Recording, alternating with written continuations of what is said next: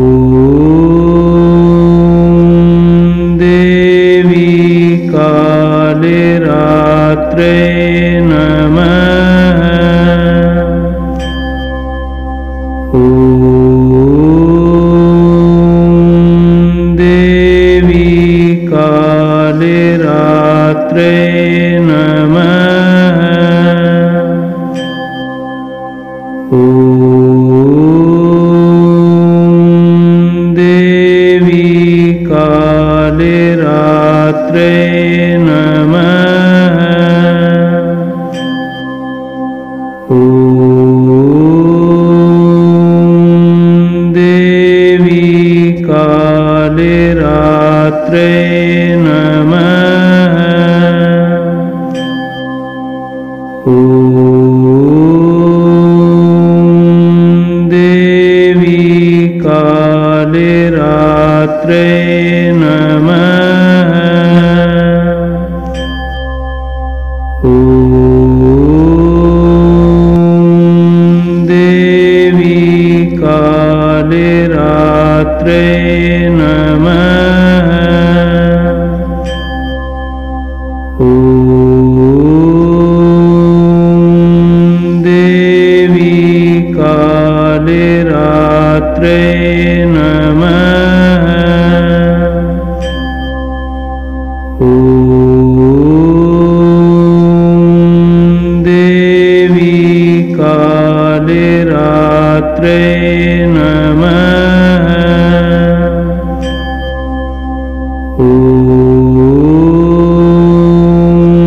देवी कालरात्रे नमः। ॐ देवी कालरात्रे नमः। ॐ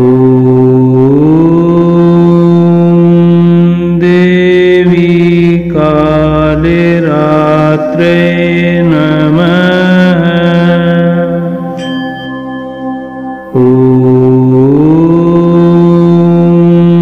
देवी कालरात्रे नमः। ॐ देवी कालरात्रे नमः।